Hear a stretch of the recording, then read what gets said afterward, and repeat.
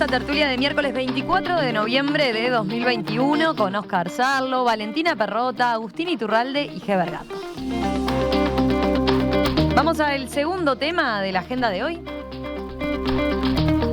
Un hombre mató a un vecino al confundirlo con un delincuente ayer de tarde en el barrio Peñarol, en Montevideo. El homicida, un hombre de 72 años, declaró a la policía que vio a una persona en la azotea lindera, salió con su arma de fuego y le disparó en la cabeza a quien resultó ser su vecino. La víctima tenía 28 años. La fiscal de homicidios, Adriana Edelman, se hizo presente en el lugar y, luego de entrevistarse con la familia de la víctima, relató que el hombre fallecido estaba arreglando un cable a otro vecino cuando recibió el disparo. Una vez que tomó estado público el caso, el senador frente amplista Charles Carrera atribuyó el asesinato a la ley de urgente consideración. Los mensajes equivocados que se consagraron en la LUC se cobran vidas inocentes, puso.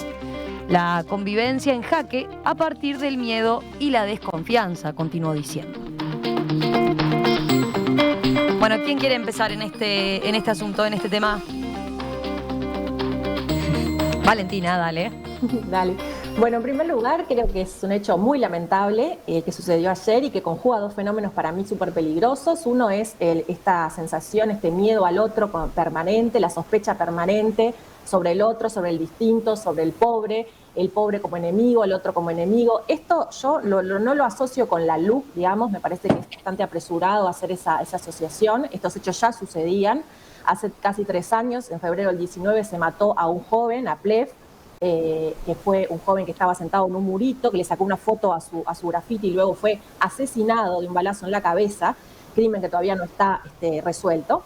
Entonces me parece que es bastante apresurado decir que esto responde a la LUC. Yo creo que eso hay que ver cómo, de alguna manera, si este fenómeno se incrementa, bueno, habría que evaluarlo. Pero me parece que sí tiene que ver con un discurso del odio, con un discurso del miedo, y me parece que se conjuga con otro aspecto que es esta cuestión de tener mayor seguridad por tener un arma en la casa. Digamos, Uruguay es el 4º país del mundo en relación a la cantidad de armas por habitante, tiene 34 armas cada 100 habitantes, 1 millón de armas en Uruguay, es decir, más de un arma en promedio por hogar. Entonces me parece que ahí hay dos temas que se conjugan, que son peligrosos, que son tristes, que es el hecho del miedo hacia el otro constante, alimentado por ciertos discursos, que en defensa de la LUC, eso sí es cierto, han alimentado el derecho que cada ciudadano se supone que tiene a matar a otro, porque otro está cometiendo un delito contra la propiedad. Yo en eso me quiero distanciar completamente. Digamos, la propiedad nunca vale más que la vida. Y estamos ante un caso, igual que el de Plef, en el que se mata a una persona inocente con un tiro en la cabeza, ¿sí?, desde la comodidad de una casa. Entonces me parece que no estamos hablando de que se trató de disuadir un delito. En ninguno de los dos casos había peligro de vida, ni para la persona asesina, ni para sus familiares. ¿Sí? Entonces me parece que eso es grave, digamos, es gravísimo que suceda una cosa así. Y me parece grave la cantidad de armas que existen en Uruguay. Me parece que estos discursos sí alimentan esta cuestión de que con un arma vas a estar más seguro, cosa que no es cierta. Los especialistas dicen que tener un arma en un hogar es mucho más peligroso y siempre tenés todas las de perder y se producen un montón de accidentes domésticos en relación a las armas. Y me parece muy triste, y termino, cómo lo ha titulado algunos medios de prensa. Las dos notas que nos pasó la producción hablan de que la víctima, la persona que fue asesinada, tenía antecedentes penales. Entonces, ¿qué agrega esta información a esta noticia lamentable? ¿Quiere decir entonces que no nos tenemos que indignar porque la persona que murió tenía antecedentes penales, entonces era un delincuente, entonces era un ciudadano de segunda y su vida vale menos? No, señores, nos tenemos que indignar porque se mató a un inocente que estaba arreglando cables en la azotea de un vecino. Entonces me parece que hay una parte de la población que sí cree que hay ciudadanos de segunda, que sí cree que no deberíamos indignarnos porque se mató un delincuente, porque si no, porque la prensa pregunta si tenía antecedentes penales y además lo informa en una noticia. ¿Qué agrega esta información? A mí eso me parece tristísimo de cómo se abordó esta nota. Oscar o Heber, ¿quién sigue? Oscar, adelante. Estoy totalmente de acuerdo con lo que acaba de plantear Valentina, y sobre todo esta última parte es deplorable realmente eso. Ahora, yo agregaría además una circunstancia, ¿no?, de que la tenencia de armas además se vuelve un elemento que aumenta las agresiones en el entorno familiar, porque acá no era un extraño, era un vecino. Yo dudo que este hombre no lo conociera, quizá por su edad no tenía buena visión, puede haberlo confundido, pero era un vecino, o sea que no estamos hablando de que le tiraron a alguien de otro barrio que vino y se metió. No, era un vecino, difícilmente no lo conociera. Y si no lo conocía, quiere decir que hay alguien que no tiene buena percepción y está en posesión de un arma. Esto es una locura, ¿no? Yo tampoco creo que, bueno, como decía Valentina, no creo que se pueda imputar directamente a la LUC esto, sino más bien a toda la construcción que se ha estado haciendo de este tema, estoy de acuerdo con eso, que sí crea un contexto mental favorable a la justicia por propia mano y a la impunidad policial. El hecho importante, porque no podemos desligarlo, bueno, es que en el mismo momento que acontece esto, o sea, que la gente empieza a usar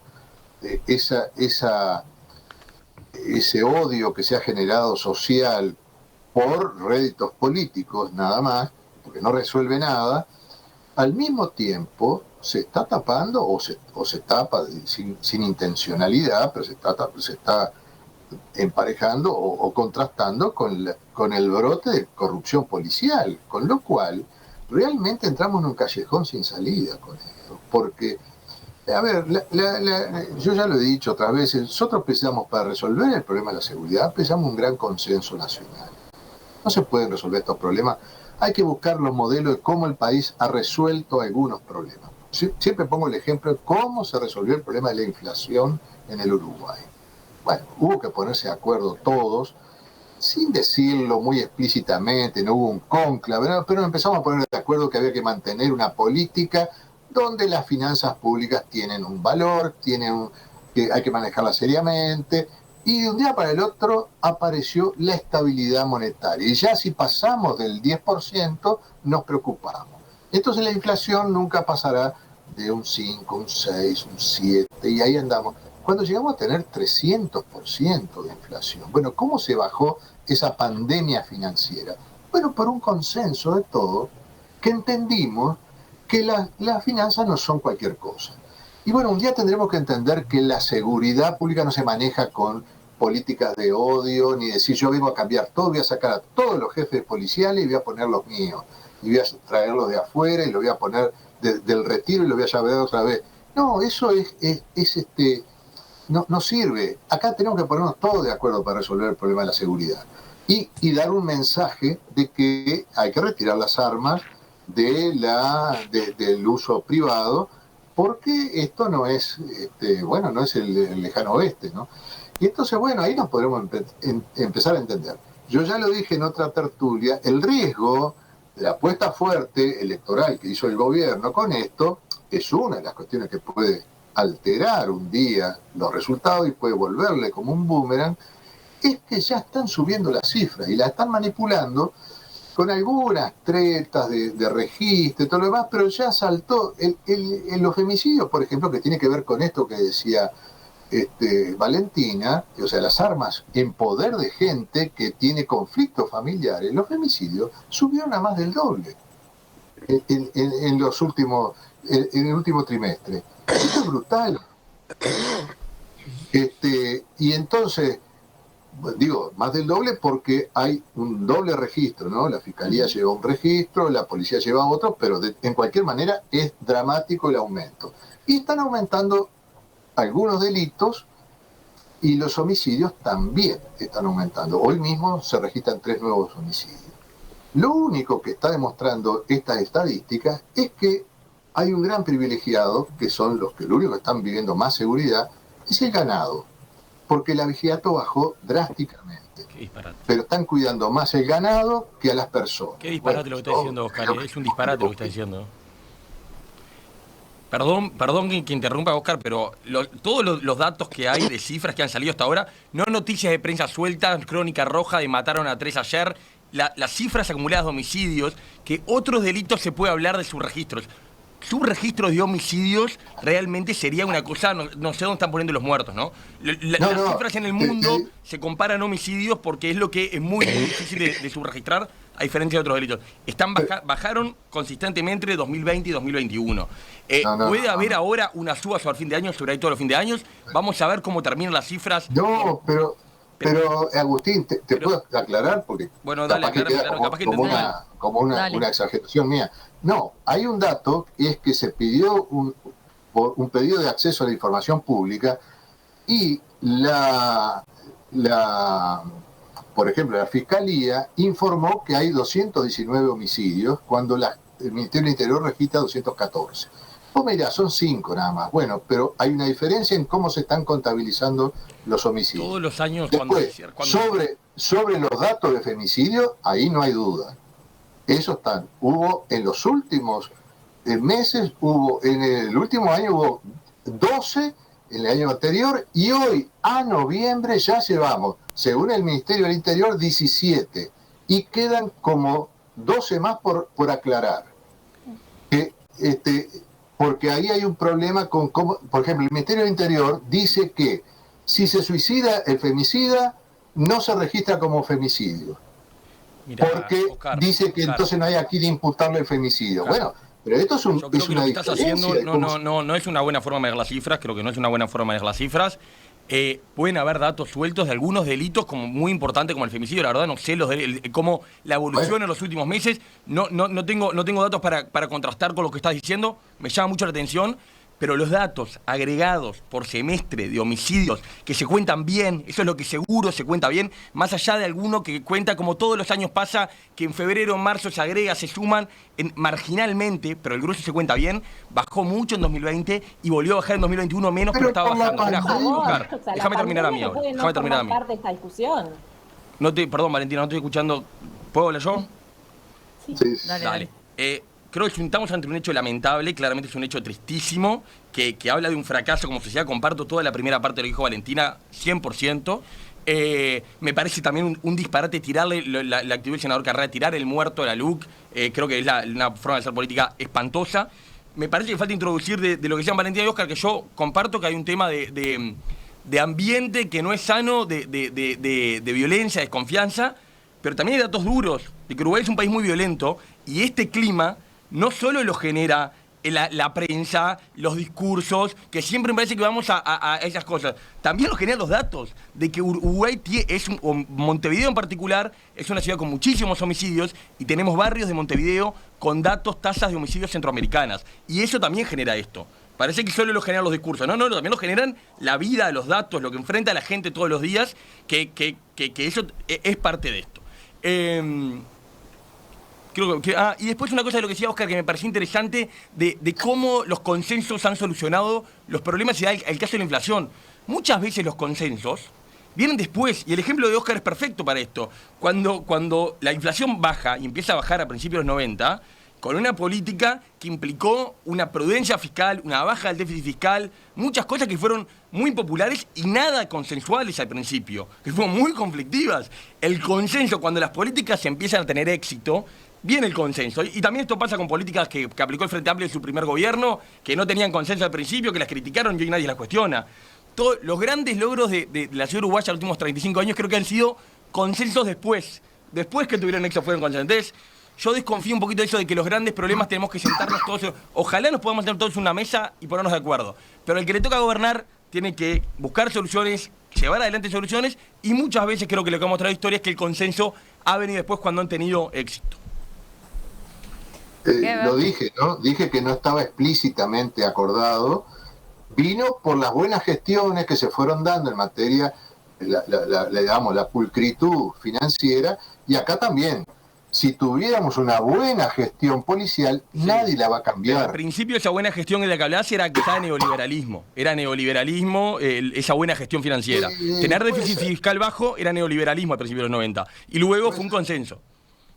En la izquierda hubo un debate también, lo podrán decir todos, de que se acusaba a Astori de ser neoliberal. Bueno, a cada nivel se tiran los mismos ladrillos, digamos. Pero bueno, analizando las cosas, tener una buena gestión del presupuesto no es una mala cosa, y creo que todos la siguen espontáneamente. Yo no creo que vaya el gobierno que venga ni la ciudadanía avale este modelo de política de seguridad, por la corrupción que hay, por los resultados, que yo creo que cuando se levante todas las provisiones y empiecen a venir turistas, otra vez, ya lo dije los otros días, no quiero hacer política con esto, no me interesa hacer política, pero me temo que las cifras van a volver a la normalidad. Porque esa baja de la delincuencia se produjo en los 3 primeros meses de la pandemia sin que hubiera LUC ninguna. Y eso pasó simplemente por el encierro y porque no hay turistas, no hay circulación de gente. Heber, Perdón. nos falta escucharte a vos. Perdón. Dale. Yo en primer lugar quiero decir que me parece bien lo que dice Valentina, Oscar, y Agustín, en el sentido de que obtener consensos amplios sobre temas que son urticantes para una sociedad es una buena forma de solucionarlo. Eso es producto de algo que se llama la democracia deliberativa, que desgraciadamente está muy lejos de ser aplicada en el país. Aún así, coincido con Oscar que hubo algunos temas en la historia del país que se arreglaron mediante consensos amplios. ¿Qué es un consenso? Un consenso es el acuerdo no negociado, sino desde el punto de vista ético, entre todos aquellos que sostienen puntos de vista diferentes. Eso es el acuerdo. El acuerdo es un acuerdo moral. En este momento lograrlo en el país me parece que no es fácil. Aún así es una aspiración a la cual deberíamos tender y reforzar los mecanismos de democracia deliberativa que en el Uruguay funcionan en este momento muy mal. Respecto al punto en sí mismo, fue muy desgraciado, sin duda. Hubo un accidente, el individuo lo mató porque creyó que eran delincuentes. Nada tiene que ver la LUC.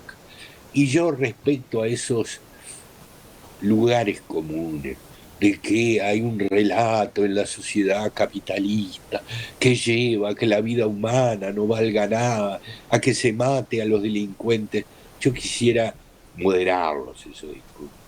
Esos discursos en algún aspecto pueden tener razón, en otros no lo tienen.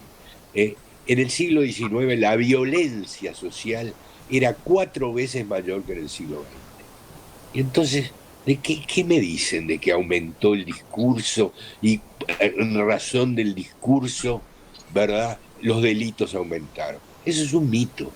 Eso es un mito que se repite constantemente y que nadie somete a análisis y a crítica, pero es falso. En el propio Uruguay la gente estaba mucho más armada. Y ojo, no estoy diciendo que esté bien que esté armada ahora, pero simplemente estaba mucho más armada. Es cierto que con armas no de fuego, sino lanzas, cuchillos y demás. Estaba mucho más armada que ahora. De manera que todo esto, vamos a moderarnos en esos juicios catastróficos. La sociedad impone el delito porque desconoce al pobre. Hay mucho menos pobres en este momento en el mundo de los que había en el siglo XIX y en el siglo XX. Eso no quiere decir que no haya que combatir la pobreza. Por supuesto que hay que combatirla.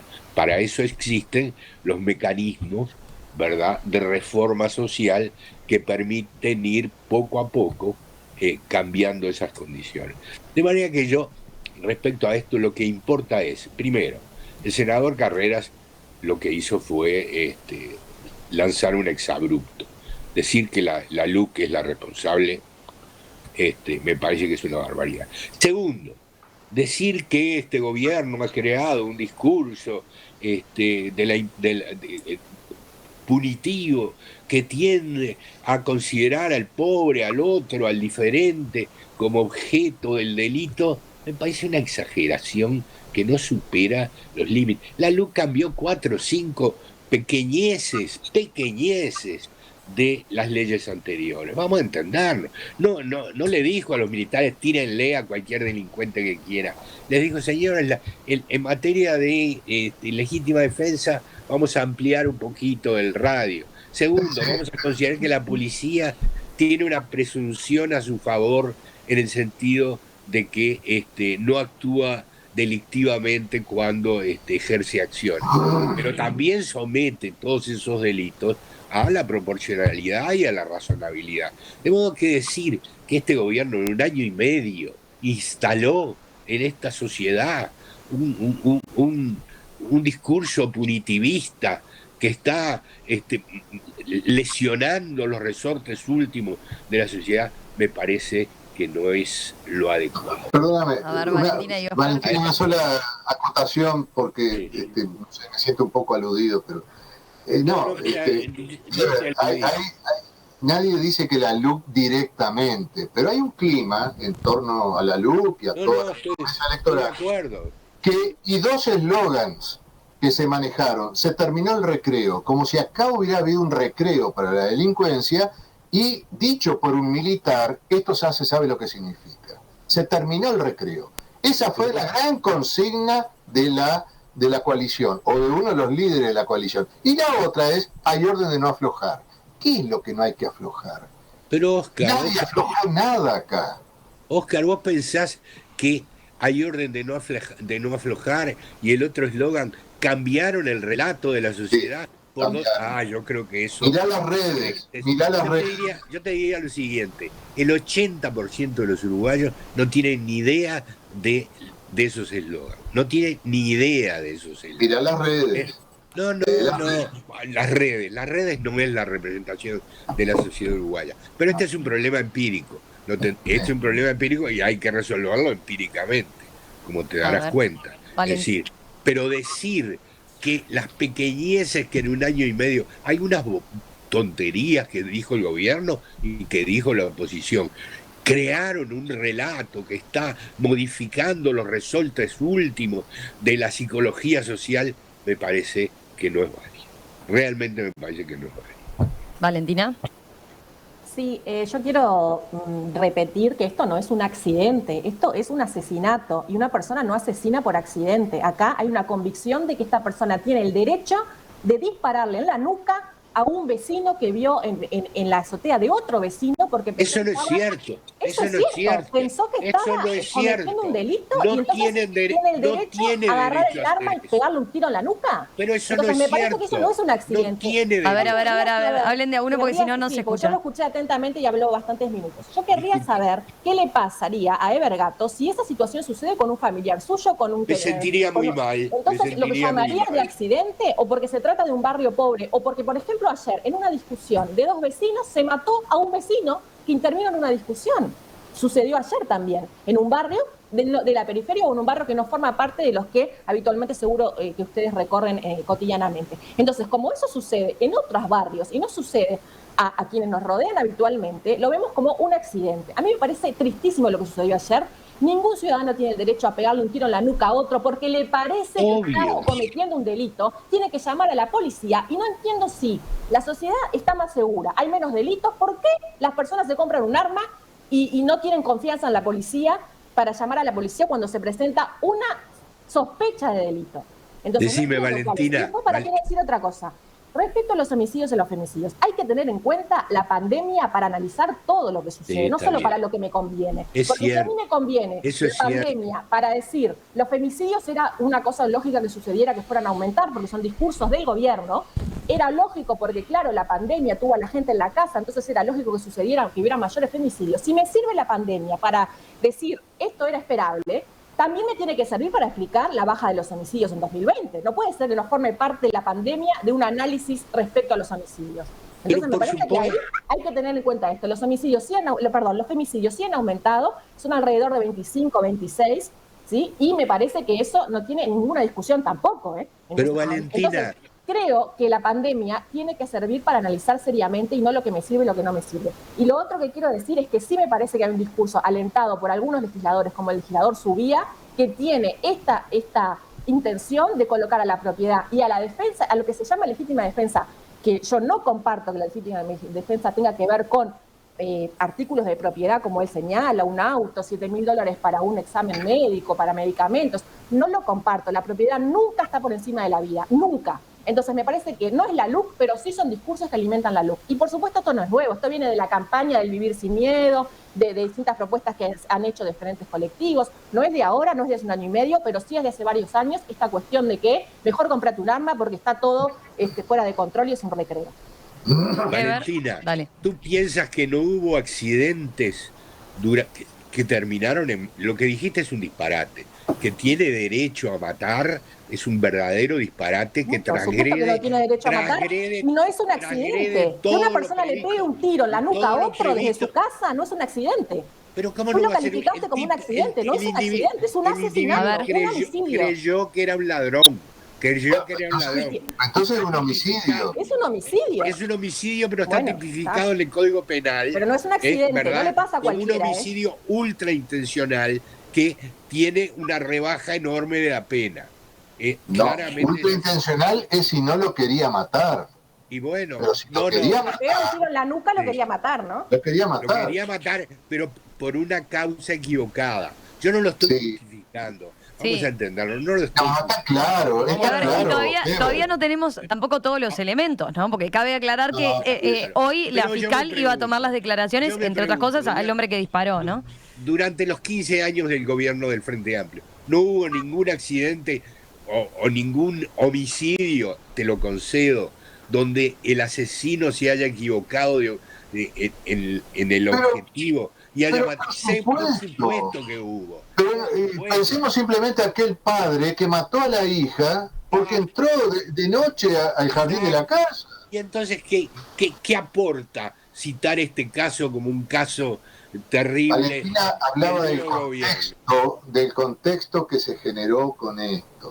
Cosa que yo comparto también. Acá cuando se habló, se terminó el recreo, se creó la idea de que había un recreo y no lo había, porque el Frente Amplio nunca prohijó el delito ni el homicidio.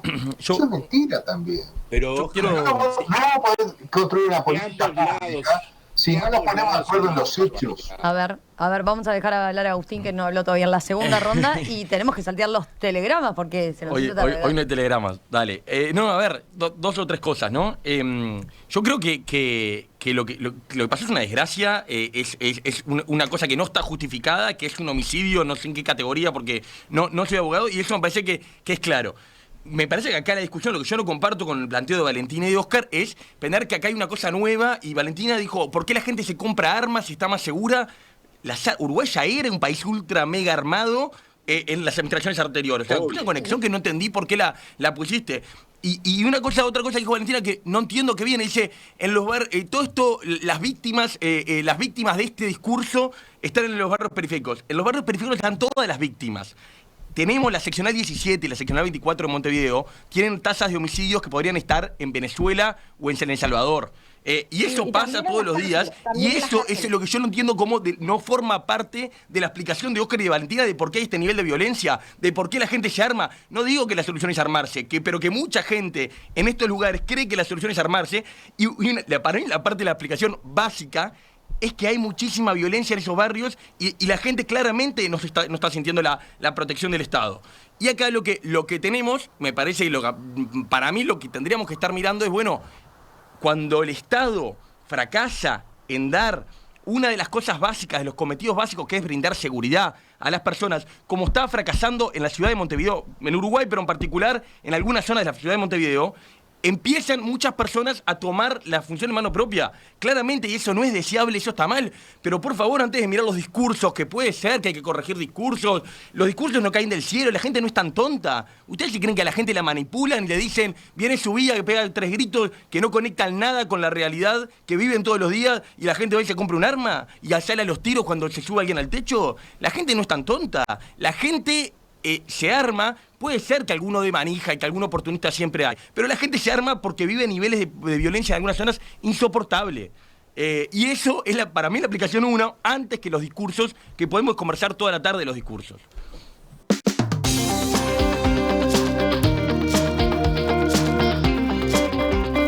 Valentina Perrota, Agustín Iturralde, Heber Gato, Oscar Sarlo, gracias a los 4. Nos extendimos en los 2 temas. Yo venía a poner un poco de orden con los tiempos y no lo cumplí. Este tema también dio para mucho. Así que, bueno, salteamos por hoy los telegramas. Nos reencontramos con ustedes seguramente la semana que viene. Un abrazo para los 4. Hasta luego, Valentina, Oscar, Heber. Chau, chau.